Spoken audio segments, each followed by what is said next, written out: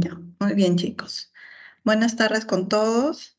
Como les estaba mencionando hace un momento, en esta asignatura, los docentes de la especialidad de patología clínica vamos a hacer también algunas clases teóricas y prácticas con respecto a pruebas laboratoriales, ¿no? Importantes también para la buena evaluación del paciente, ¿no? Como la parte integral de la historia clínica, ¿no? Dentro de los exámenes complementarios.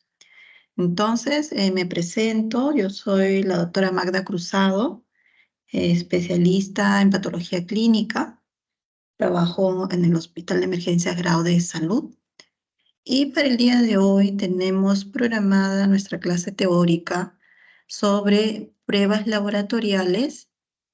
Específicamente vamos a hablar de la fase preanalítica.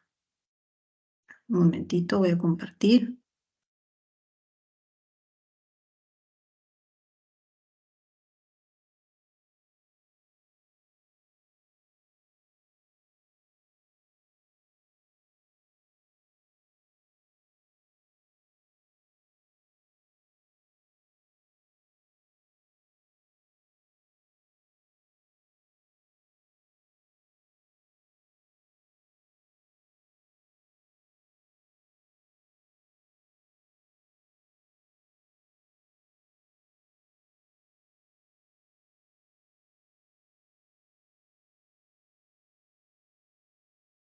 ¿No me confirman, por favor, si se observa?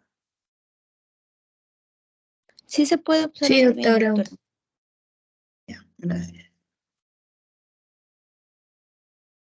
Ya, entonces, chicos, bueno, la parte de medicina de laboratorio es una rama bastante interesante y tiene que ver mucho con todos los diagnósticos, ¿no?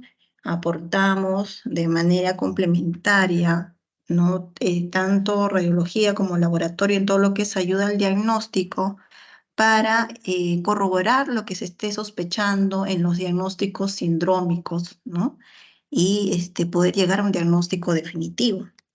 Entonces, hoy día vamos a explicar generalidades de las pruebas laboratoriales, cuáles son las fases del proceso, ¿no? Y qué interferencias podemos tener en lo que es la parte preanalítica, ¿no? Entonces, en el laboratorio tenemos un proceso general de laboratorio donde estos servicios utilizan personal, recurso humano capacitado, ¿no? Trabajamos con técnicos, tecnólogos, biólogos, médicos especialistas, trabajamos con equipos semiautomatizados, equipos totalmente automatizados, también podemos hacer pruebas manuales, ¿no? Por diferentes métodos que aplicamos.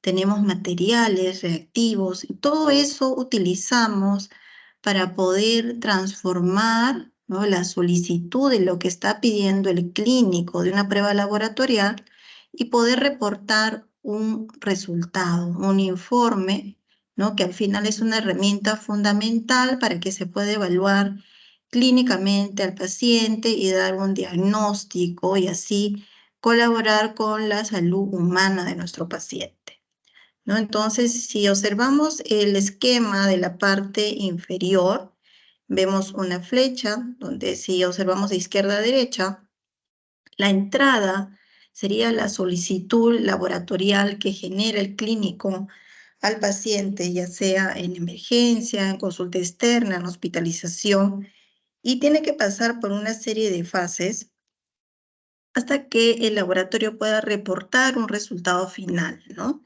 Que sería el reporte del resultado de la cuantificación o lo que se haya identificado según el examen que haya solicitado el médico. Entonces, ¿qué es lo que sucede internamente en el laboratorio, ¿no? Tenemos tres fases: la fase preanalítica, la fase analítica y la fase postanalítica. La fase preanalítica, ¿no? Como su nombre lo está ya mencionando, es previo al análisis. Todo lo que sucede antes de que se procese la muestra. Entonces acá intervienen varios pasos que vamos a hablar a detalle. En esta fase nos vamos a detener porque viene a ser la más importante. Luego tenemos la fase analítica, que viene a ser ya todo el proceso en sí en laboratorio, ¿no? En las diferentes áreas de bioquímica, hematología, microbiología, inmunología, donde se van distribuyendo las muestras y se procesan en equipos automatizados o de manera manual.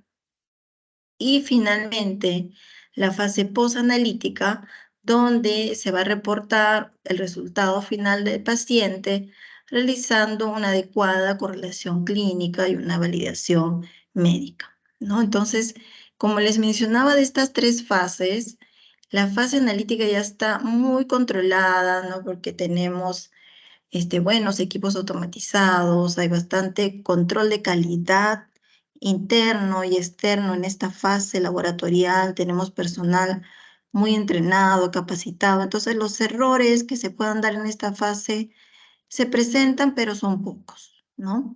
Al igual que en la fase posanalítica. Sin embargo, en esta fase preanalítica sí está en riesgo, ¿no? Y se considera donde vamos a encontrar el mayor número de errores, por eso es que nos tenemos que detener a conocer en qué consiste esta fase en laboratorio. Entonces, la tendencia actual de los servicios de laboratorio es que todos implementen un sistema de gestión de calidad, ¿no? Y que este sistema de gestión de calidad incluya las tres fases para que así minimicemos o se disminuyan los errores que existen. Entonces, clásicamente, la fase analítica, ¿no? Como era la fase donde se detectaban más errores, ahora viene a ser la más controlada, ¿no? Porque ya, como les mencioné, tenemos equipos automatizados y personal muy entrenado. Entonces, si queremos dividir específicamente lo que sucede en cada una de las fases, ¿no? Acá tenemos algunas generalidades. En la preanalítica corresponde la calidad de la muestra. Esta fase es antes de que se procese. Entonces, por lo tanto, es importante la calidad de la muestra que yo voy a entregar al área de proceso. Entonces, esta fase comprende desde la emisión, desde la solicitud que genera el clínico, ¿no? Donde pide, por ejemplo, un examen de glucosa, ¿no? Entonces, tiene que indicarse al paciente qué preparación va a tener, en qué condición debe acercarse al laboratorio para la toma de muestra. Acá comprende que en laboratorio el personal técnico o el profesional que le tome la muestra realice una buena toma de muestra. Hasta también incluye cómo envío, cómo transporto mi muestra al laboratorio. Entonces acá intervienen varios procesos. En la fase analítica abarca todos los procedimientos y métodos de magnitud y medida que se realizan en el propio laboratorio mediante equipos automatizados o semiautomatizados, donde interviene lo que es la exactitud y la precisión para otorgar un resultado correcto, ¿no? Y en la fase posanalítica, que es ya para emitir el resultado, acá se hace una validación clínica donde se emite un informe analítico y esto se envía al médico tratante o solicitante, ¿no? Entonces seguimos mencionando aún las tres fases. Miren ustedes, estos son reportes de algunos estudios, ¿no? Donde nos informan el porcentaje de errores que se encuentran en las diferentes fases, ¿no? En los laboratorios donde se hace el estudio. Y como les mencionaba, miren, la fase analítica, es decir, el proceso de estas muestras en su laboratorio solo es de 7 a 3%. En la posanalítica puede llegar hasta el 47%, de 18 a 47%, pero en la preanalítica tenemos el mayor porcentaje de errores, ¿no? Del 46 al 68% en este estudio. Y acá, pues, ya lo aproximan a una media del 65% de errores en fase preanalítica, analítica 15% y posanalítica 20%. Por lo tanto, esta primera fase es la que más tenemos que cuidar.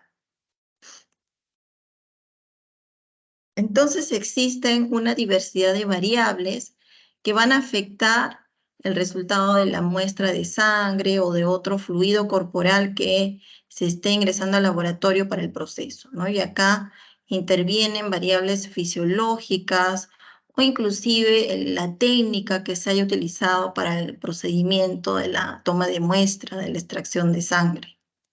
En esta fase preanalítica tenemos varios pasos que tenemos que hacer seguimiento y vigilancia, como lo que es la emisión correcta de la solicitud de laboratorio, ¿no? Felizmente ahora ya tenemos historias virtuales, o si no, ya con la ayuda de las computadoras, las impresiones de estas solicitudes, lo que anteriormente eran solicitudes manuales y realmente era muy difícil poder interpretar, ¿no? Dependiendo de la letra del clínico, en algunos casos era bastante ilegible, ¿no? Poder identificar qué prueba estaba solicitando el médico.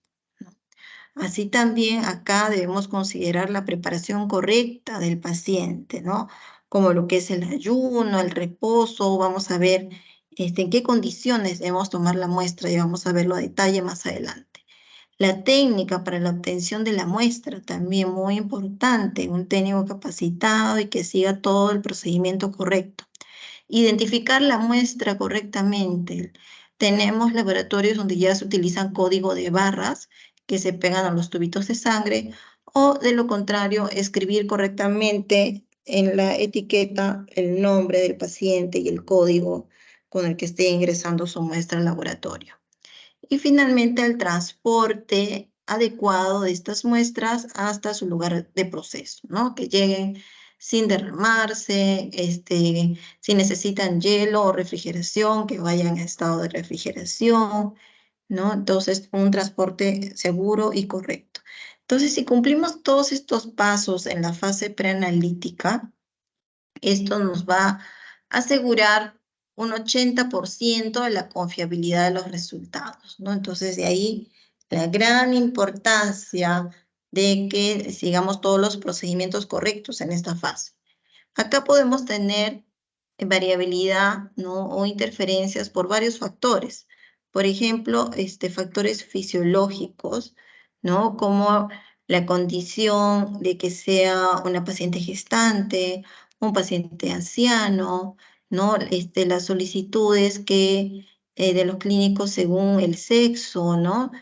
Tenemos pacientes que piden exámenes solamente en el periodo menstrual, en el tercer día de la menstruación, específicamente entre el tercer y quinto día, cuando tenemos el dosaje de hormonas femeninas, ¿no? Entonces tenemos bastantes factores fisiológicos que también eh, van a interferir en lo que es esta fase preanalítica, ¿no? Pero tenemos que tener en cuenta que son factores fisiológicos que dependen de la edad y de la condición del paciente.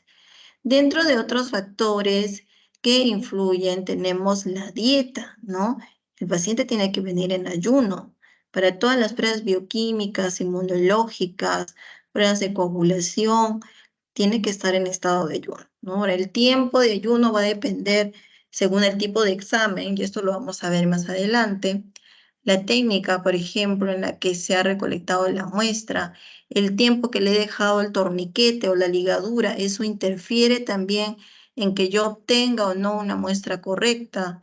Si el paciente llegó corriendo, ¿no? No estuvo en reposo previamente que se le haga la extracción de la muestra, también todo interfiere y todo eleva los recuentos sanguíneos, ¿no? Entonces tenemos varias interferencias.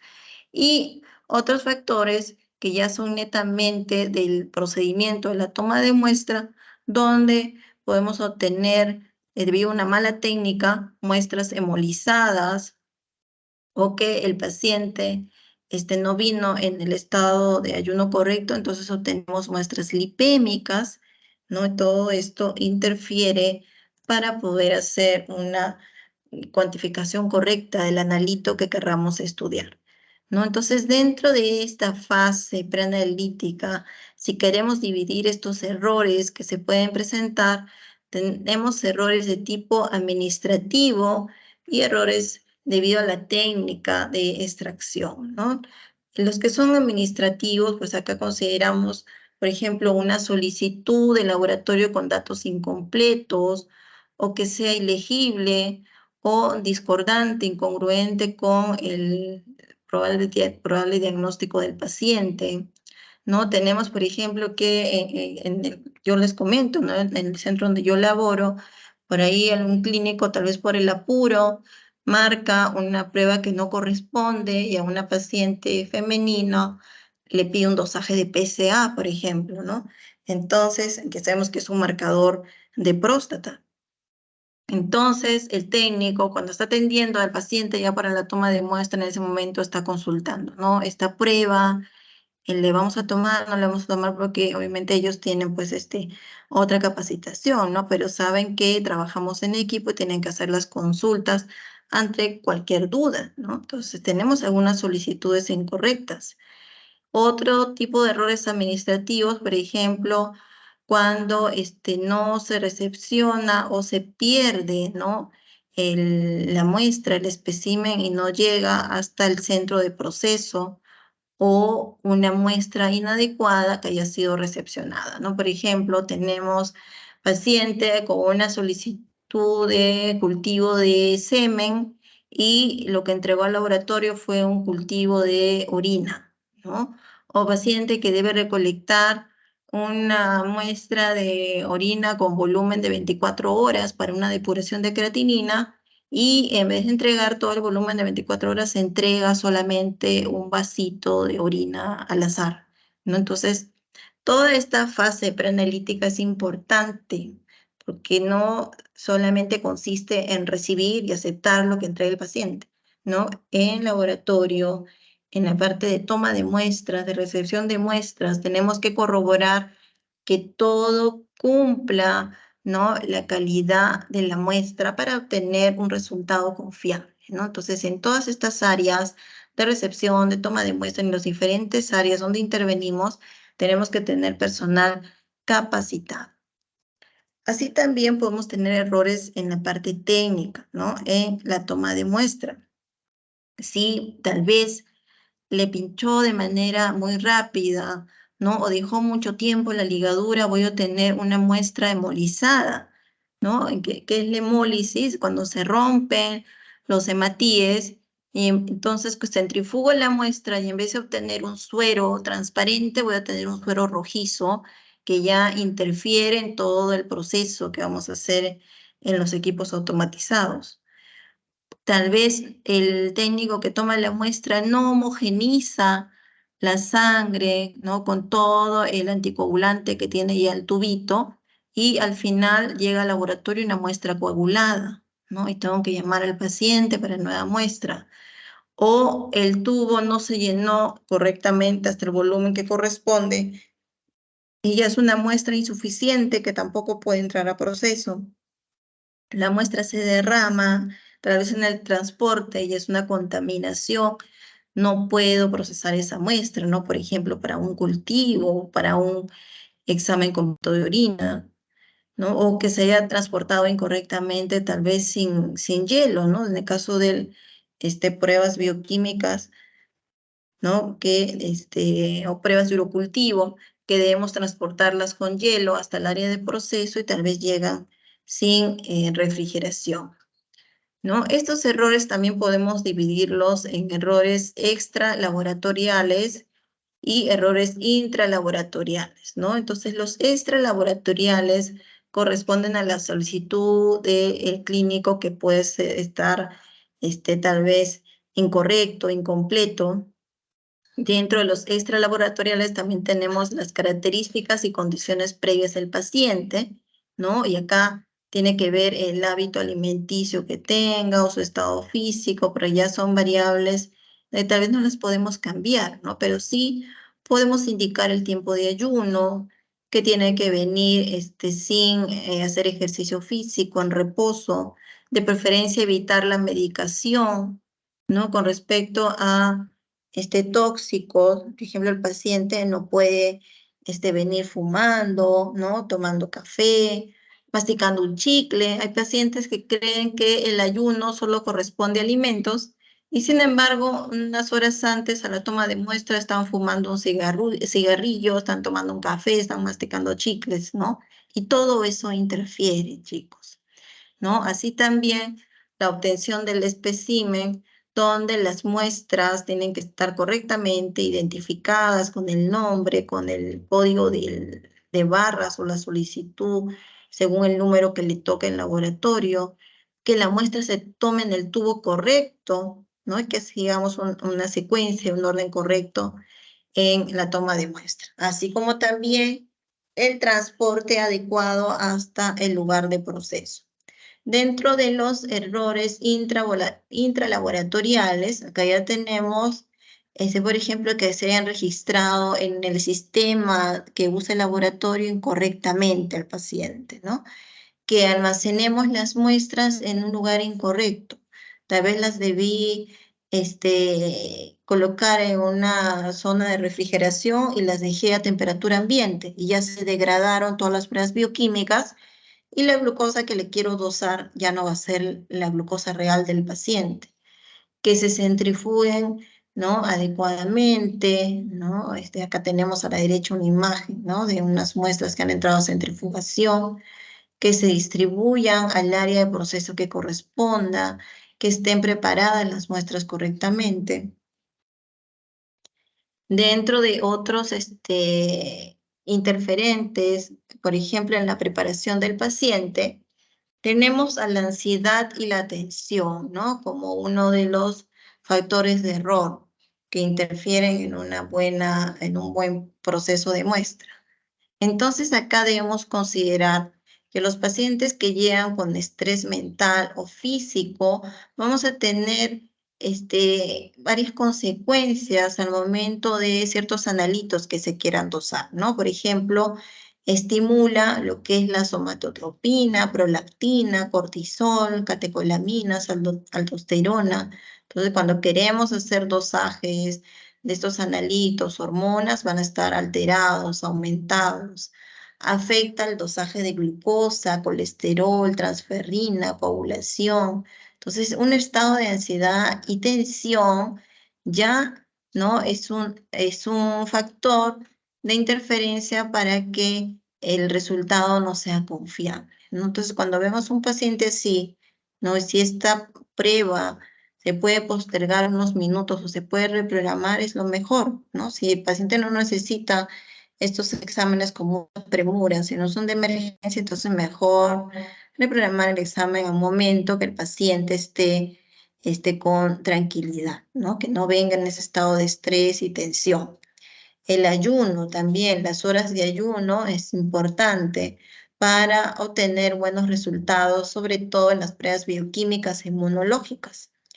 También hacer un ayuno en exceso también interfiere en los procesos, ¿no? Entonces, nada que vaya fuera de los límites. Un ayuno prolongado, mayor de 12 horas, me va a aumentar mis resultados si hago dosaje de aldosterona, bilirrubinas, triglicéridos, urea, ácido úrico, ¿no? Entonces, todos los excesos interfieren también en los resultados.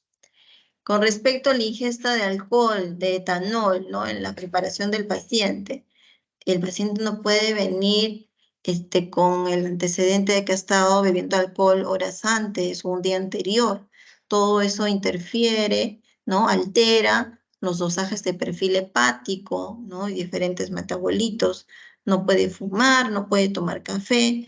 Miren ustedes cómo la cafeína y otras bebidas, ¿no? Como las gaseosas, van a aumentar el dosaje de triglicéridos, ¿no? El etanol aumenta los niveles de glucosa, de pruebas hepáticas, el tabaco, ¿no? Miren la cantidad de analitos que me va a alterar. Entonces, siempre indicar que no es solo el ayuno de alimentos, sino también de estos, o drogas, ¿no? O hábitos nocivos que interfieren en los dosajes de las pruebas de laboratorio. Entonces, todos los pacientes, un día anterior a la toma de muestra, tienen que tener una cena habitual, de preferencia una cena ligera, que sea máximo hasta las 8 de la noche, ¿no? Y el ayuno va a variar entre 8 a 12 horas. 12 horas sí es un requisito para las pruebas de perfil lipídico. Estrictamente se requiere ayuno de 12 horas. Pero para todas las otras pruebas bioquímicas, inmunológicas, se requiere solo un ayuno de 8 horas, ¿no? En general, ¿en qué condición van los pacientes? Cenan en su mayoría entre 7 y 8 de la noche, están yendo al día siguiente al laboratorio a tomarse la muestra también entre 7 y 8 de la mañana, ¿no? Entonces, estaríamos cumpliendo ahí con el ayuno de 12 horas, pero tampoco exceder un ayuno mayor a 12 horas porque el ayuno prolongado también interfiere en los resultados. No beber alcohol, ¿no? Después de las 8 no comer, no fumar, no ingerir más de un vaso de agua, no andar más de 500 metros a pie, ni más de 45 minutos en auto. Todo esto interfiere en las pruebas que se vaya a realizar en el laboratorio. Tomar la muestra máximo entre las 8 y 10 de la mañana. El paciente tiene que haber estado en descanso o en reposo 15 minutos antes de que se tome la muestra. Ya tiene que haber estado en reposo para tener resultados correctos, tranquilamente sentado esperando hasta que llegue su turno. La ligadura o el torniquete que usa el técnico no tiene que estar en el brazo más de un minuto, que si no, también es una mala técnica, voy a tener una muestra hemolizada y entre otros analitos que se van a elevar. Entonces, las muestras se toman el paciente en posición sentada con su brazo a 45 grados bajo el plano horizontal, ¿no? Entonces, vamos a tomar muestras por punción venosa, ¿no? El lugar, el recinto donde se tiene la muestra debe ser muy iluminado, bastante iluminado para que el técnico localice bien la vena accesible donde va a punzar, de preferencia con luz natural o artificial, si no se cuenta con luz natural. El paciente y el operador deben estar cómodos, ambos, tanto el técnico que toma la muestra como el paciente que se está sometiendo a la extracción, ¿no? Sentado 15 minutos antes, como les mencioné. Se debe verificar que tiene todos los elementos necesarios en su toma de muestra, ¿no? Que tiene ligadura, algodón, alcohol, el vacuteiner, agujas, ¿no? Y los tubos, según si es un paciente adulto o un paciente pediátrico, para los pediátricos tenemos microtubos, ¿no? Entonces, es todo una preparación para realizar una atención correcta en la toma de muestra. ¿Cuál es el procedimiento que se sigue? El técnico va a confirmar el nombre del paciente, le va a también preguntar si está en estado de ayuno. Si está en estado de ayuno, procede el examen y si no, se tiene que reprogramar, ¿no? Y todos los días, sin mentirles, porque yo veo toma de muestra muy temprano, tenemos casos de pacientes que no entendieron bien las indicaciones y no se acercan en estado de ayuno, ¿no? Y por lo tanto tenemos que reprogramar. Por ahí que tomaron la pastillita con un poquito de yogur, con un poquito de jugo y creen que eso no interfiere, pero ya están tomando glucosa y otros interferentes que van a alterar el resultado, ¿no? Entonces tenemos que reprogramar el examen. El paciente tiene que estar en posición confortable, informarle al paciente lo que vamos a realizar, que le vamos a punzar. Tiene que tener el técnico todo su material preparado. En lo posible, se debe dejar al paciente la opción de elegir el brazo en el que se le va a tomar la muestra, ¿no? Sobre todo aquellos que tienen controles continuos, saben ya en qué brazo tienen su vena más accesible. No se debe recolectar la sangre del brazo que tiene infusión venosa. Eso recuerden siempre, chicos, porque a veces personal de laboratorio por ahí no se fija bien o es personal nuevo, pasan tantas cosas por el apuro que tienen que tomar tantas muestras y toman la muestra del brazo que están recibiendo dextrosa o electrolitos y van a tener unos resultados totalmente alterados, ¿no? Entonces ustedes a veces van a estar presentes ahí al costado del paciente cuando se acerque el laboratorio a tomar la muestra, ¿no? No se debe recolectar de una cánula o fístula, del brazo de la zona que tenga hematomas, ¿no? Entonces, el procedimiento para la recolección, miren ustedes a la derecha, acá está nuestro material que utilizamos, los diferentes tubos, ligaduras, containers. Acá estos tubitos que tienen tapitas de colores, eso significa su utilidad para nosotros en laboratorio, ¿no? El lila tiene anticoagulante EDTA y esto lo usamos para hemograma, para hemoglobina glicosilada, para grupos sanguíneos. El rojo y el amarillo utilizamos para las pruebas bioquímicas e inmunológicas. El etapa celeste para pruebas de coagulación, ¿no? Todo lo que es el perfil de coagulación.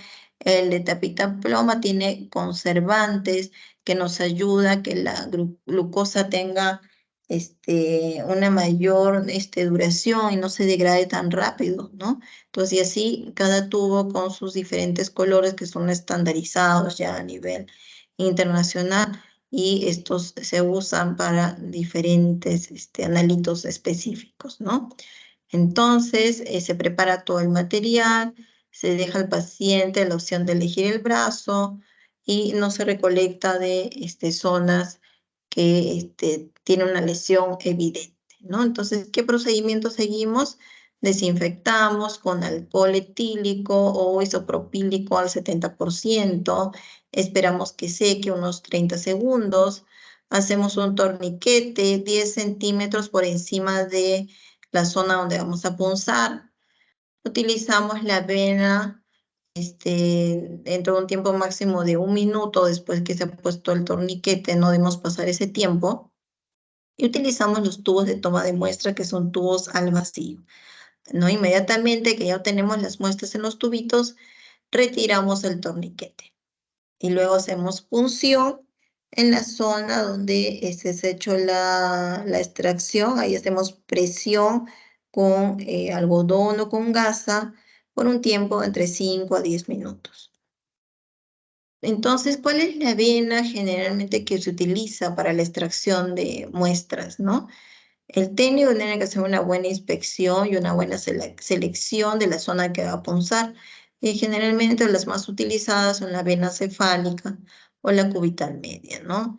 Esas son las primeras de elección, ¿no? Y ahí muchos también son expertos en tomar en las venitas que están en el dorso de la mano, ¿no? En el dorso de la mano, sobre todo en pacientes ancianos que a veces tienen mucha fragilidad capilar tienen más, están edematizados, ¿no? Hay más dificultad para hacer la extracción de la muestra.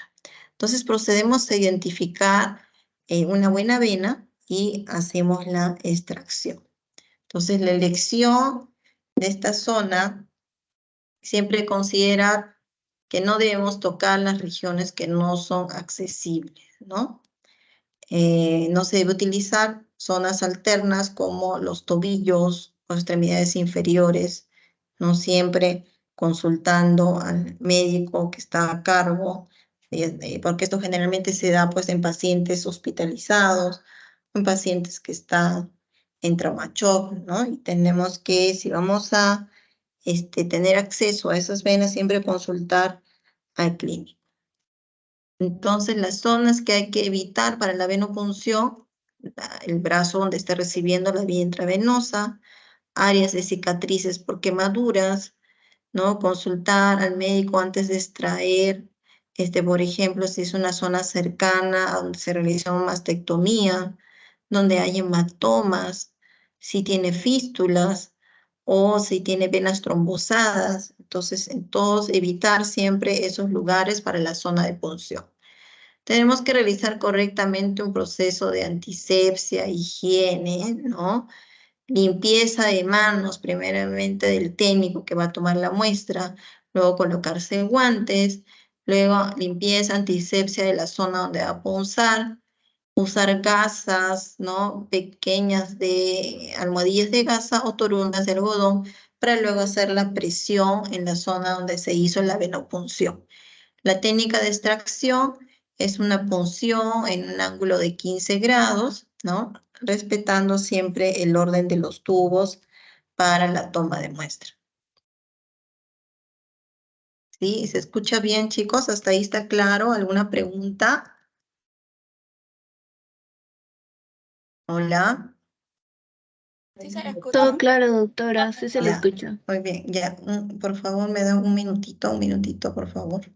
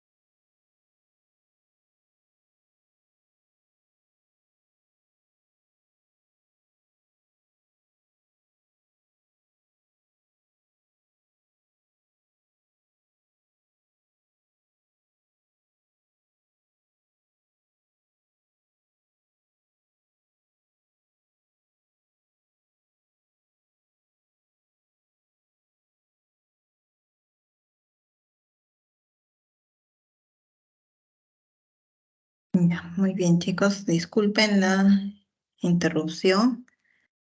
A ver, un segundito, voy a volver a compartir.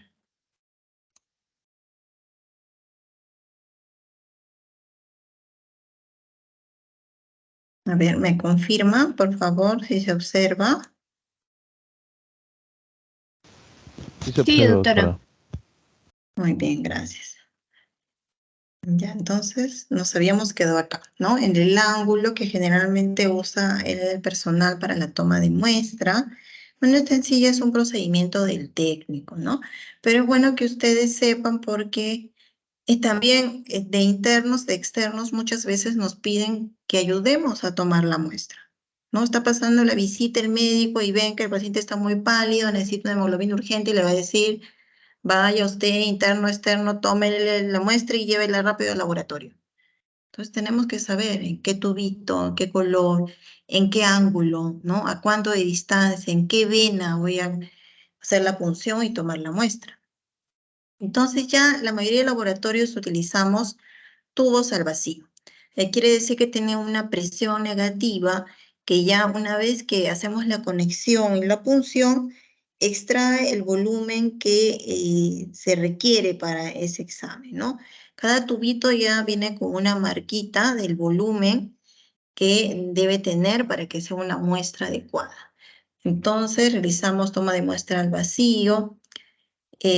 No se recomienda ya tomar por jeringa, pues a no ser que sea un caso muy especial que no se ha podido obtener, entonces utilizamos jeringa. ¿Por qué ya no se recomienda? Porque al momento de pasar de la jeringa al tubo, se puede producir hemólisis, ¿no? Entonces ya estamos generando nosotros mismos las interferencias y no vamos a tener un resultado confiable. Entonces, una vez que elegimos la vena, hicimos la punción, ya recolectamos los tubos, vamos a retirar el torniquete, ¿no? Soltamos el torniquete, de no olvidarnos de mezclar la sangre. Para esto tenemos que rotar suavemente los tubos porque en su interior tienen anticoagulantes y aditivos que tienen que mezclarse con la muestra de sangre para realizar una buena, para que esta muestra sea correcta y podamos realizar una buena detección de lo que queremos estudiar, ¿no? Entonces, bueno, esto es sobre la toma de muestra al vacío.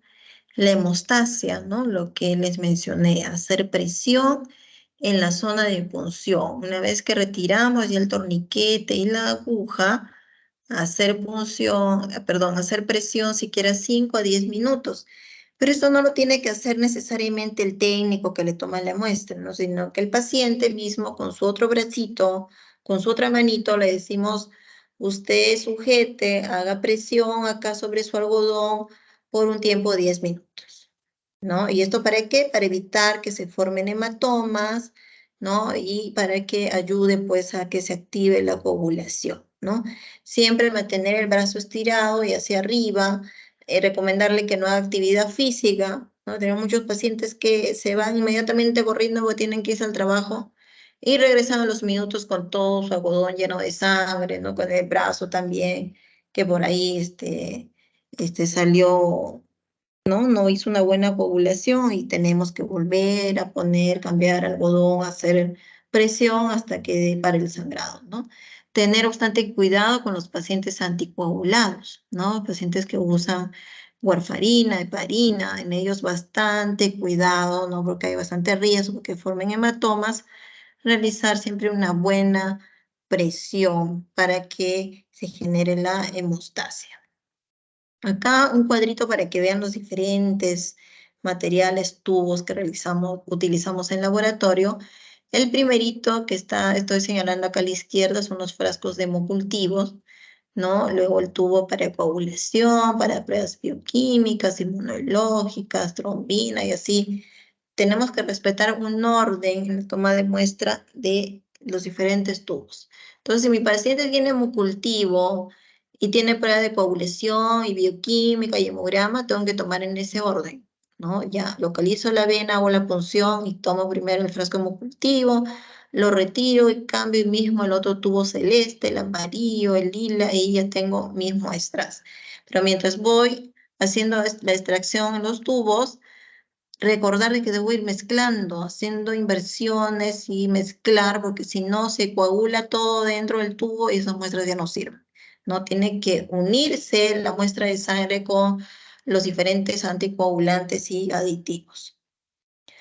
Como les mencionaba, para pediatría tenemos tubos especiales, tubos pequeñitos. Bueno, acá por la presentación parecieran tubos grandes, pero si vamos al laboratorio, les muestro, son tubos muy pequeñitos, ¿no? Donde vamos a tomar entre 0,25, 0,5 de muestra, ¿no? A diferencia de los tubos de adulto que tomamos entre 3, 5 mililitros, ¿no? Entonces, para ellos, sobre todo para los recién nacidos, ¿no? Utilizamos estos tubitos, microtubos, recién nacidos y niños, ¿no? Ahora, tenemos pacientes que les mencioné que es muy difícil localizar la vena. Miren ustedes este bracito que les estoy mostrando acá a la derecha. No se ve nada. ¿Dónde va a ser la punción al técnico? ¿No? Algunos que ya tienen tanta experiencia que saben la anatomía en su cabeza de memoria, hacen la punción en el lugar correcto y le dan a la vena, pero otros no, y tenemos que pinchar al paciente 2, 3 veces. Entonces ya para eso también está la tecnología, ¿no? Algunos laboratorios, no todos, cuentan con estos dispositivos de transluminación, miren, que permite con un láser que podamos observar dónde está la vena en el bracito del paciente. Y ya ahí se dirige el técnico y hace la punción correcta, ¿no? Pero esto pues a la fecha lo tienen generalmente los lugares privados, ¿no? En lugares públicos todavía no contamos con esos dispositivos. Estos tubos con gel, los tubos amarillitos muy utilizados en laboratorio porque es un gel, ¿no? Que tiene un activador de coagulación, nos permite dar mayor conservación de las muestras, ¿no? Sobre todo para las muestras bioquímicas y muestras inmunológicas, ¿no? Entonces, recordar también con este cuadrito los diferentes tubitos, ¿no? Que les mostré que tienen tapitas de colores, ¿no? Por ejemplo, los tubos rojos, lo que voy a obtener es suero. Con el tubo azul, lo que voy a obtener es plasma, ya para estudios de coagulación. Con el tubo amarillo, igual lo que obtengo es suero para diferentes estudios. Entonces, conforme vayan viendo ustedes la técnica, lo que realizan los tubos que toma el personal de laboratorio a sus pacientes, se van a ir familiarizando, ¿no? Con esta utilidad de cada uno de los materiales de laboratorio. Tenemos también criterios de rechazo, ¿no? Algunos ya les había mencionado. Si la muestra llega al laboratorio mal identificada, ¿no? No me corresponde el nombre que han puesto en el tubo con la hojita impresa que está llegando al costado, hay discordancia, no puedo procesar eso. Tengo que llamar a mi paciente, ver cómo lo ubico y eso se descarta esa muestra y es nueva muestra, ¿no? Si el volumen de sangre es incorrecto, como le mencionaba, el tubito tiene una marquita. Si no llega a esa marquita, no tiene la proporción adecuada para el anticoagulante que tiene el tubo. Ya no sirve la muestra. Tengo que llamar al paciente para tomar una nueva muestra. O si está hospitalizado, subir a pincharlo nuevamente al paciente. Pero imagínense si se trata de un niño, ¿no? Volver a punzar a un niño, ¿no? Eso también es motivo de reclamo, ¿no? Por eso es que tenemos que tener los flujos bien establecidos y personal bien capacitado, ¿no? Utilización de tubos de recolección inapropiados. Tenía que tomarme tubo para pruebas de coagulación, ¿no? Que estos tubos tienen citrato como anticoagulante, y en vez de usar el tubo celeste, usó el tubo lila, igual no me sirve para mi examen, tengo que tomar nueva muestra. El técnico le puso mucho tiempo a la ligadura, se hemolizó la muestra. No me sirve la muestra. No se transportó inadecuadamente. Llegó la muestra del cultivo derramada, microbiología. Ya no sirve el frasco. Tengo que llamar al paciente, ubicar al paciente. Interferencias, ¿no? Sueros muy lipémicos, ictéricos o el consumo de drogas, ¿no? Tengo que descartar estos interferentes y de lo posible, si es que se puede, reprogramar para una nueva muestra, ¿no? Entonces acá tenemos diferentes factores que afectan con los resultados y no permiten a los equipos con los reactivos hacer una buena detección, ¿no? Lo que es la lipemia, cuando no ha realizado otra vez un buen ayuno, muestras ictéricas o por problemas hepáticos, muestras hemolizadas, tal vez por una mala técnica, ¿no? Estos tres son la mayoría de los interferentes, ¿no? Entonces la muestra lipémica, acá como vemos nuevamente, aquellas que tiene contenido de grasa, pues en este suero que debe ser transparente, amarillito, ¿no? En amarillo claro, transparente, viene a ser un suero lleno de grasa, muestra lipémica que no me permite detectar nada de lo que quiera estudiar. Muestra coagulada, miren el coágulo pegado en el fondo del tubo, ya acá lo que yo quería dosar ya no está en la misma cantidad porque está atrapado en el coágulo, entonces tengo que tomar nueva muestra. Muestras hemolizadas, ¿no? Se rompieron los hematíes por una mala técnica. Nueva muestra.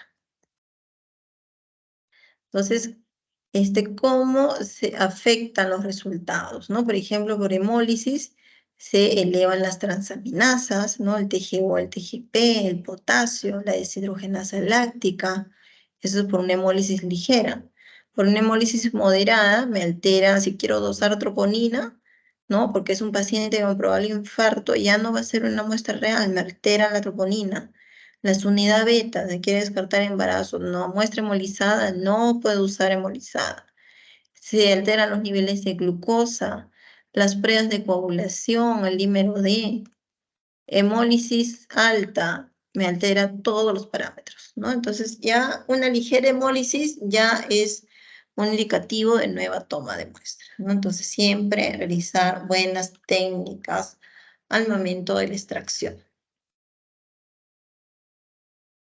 El transporte, les mencioné el transporte, tienen que estar las muestras en gradillas especiales, en posición vertical, para que no lleguen volteadas, caídas, echadas, derramadas, ¿no? Entonces, de preferencia utilizar estos contenedores especiales para transportar las muestras. La influencia de la temperatura, importante, ¿no? Hay muestras que necesitan estar en refrigeración, ¿no?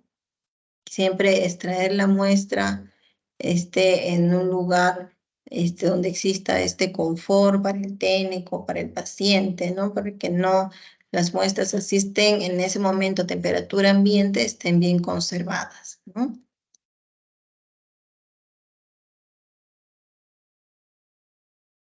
Entonces, debemos trasladar las muestras lo más rápido a la zona de laboratorio, luego las muestras se centrifugan y con lo que vamos a trabajar es con el suero, ¿no? En la parte inferior queda el paquete globular, en la parte superior el suerito, que es lo que vamos a utilizar para dosar los diferentes analíticos bioquímicos e inmunológicos, ¿no? Siempre tratar de no utilizar muestras hemolizadas porque vamos a obtener resultados errados, ¿no? Vamos a tener ciertas interferencias si no se hace una buena almacenamiento de muestras.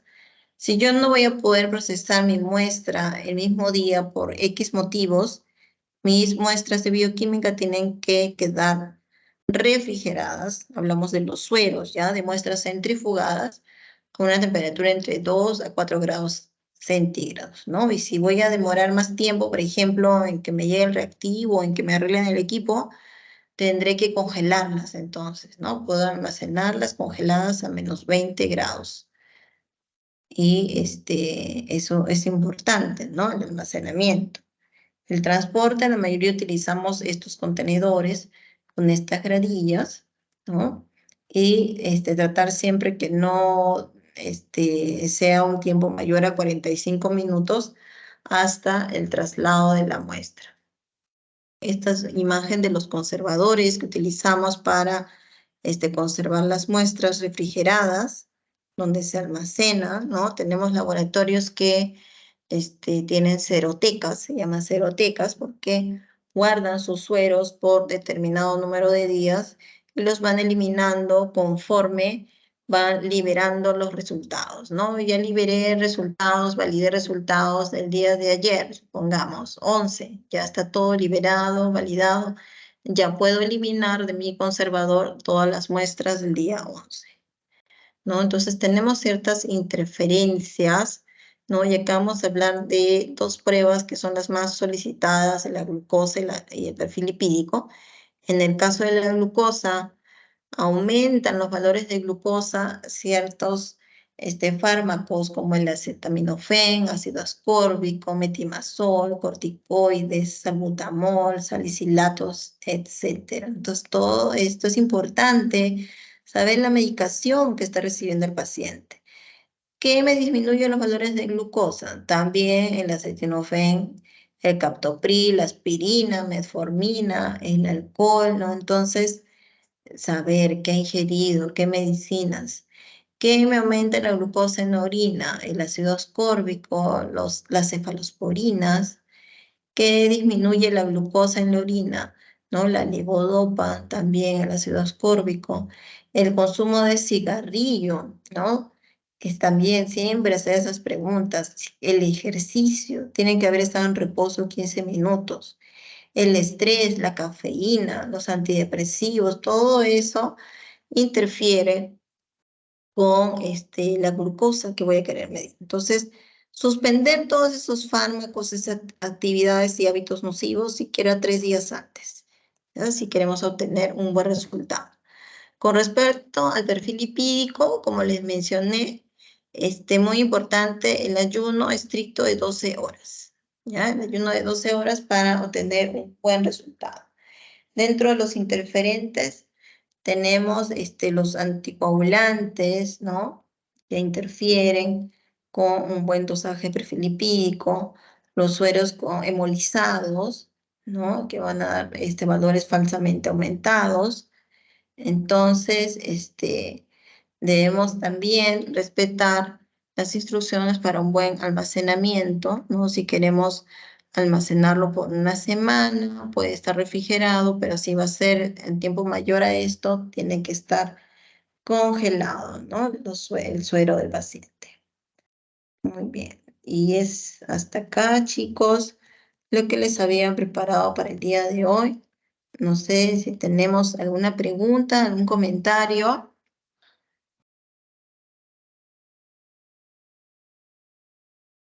¿Se entendió? ¿No se entendió nada?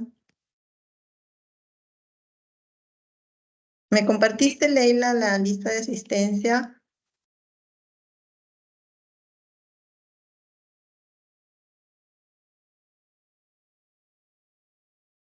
Leila, ¿me escuchas? Ah, sí, ya le vi. Sí, Leila, está tu manito levantada,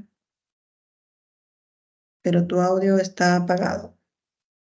Sí, doctora, mi compañera tiene problemas con audio, me parece, porque algo sí me escribió por interno. Ya, muy bien. Entonces, hoy Sí, doctora, día, ¿me puede escuchar? sí, te escucho. Sí, ahora sí.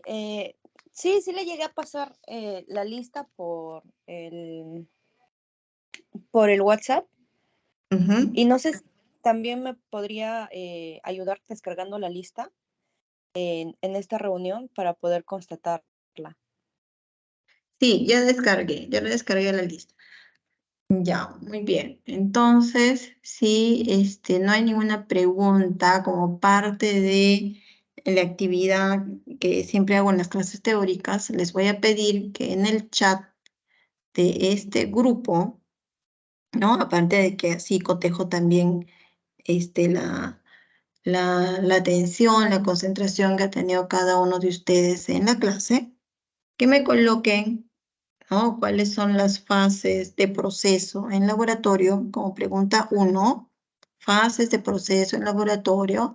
Y como pregunta 2, que me mencionen 3 factores de interferencia o factores de error de la fase preanalítica, que es lo que hemos explicado en toda la clase hoy día.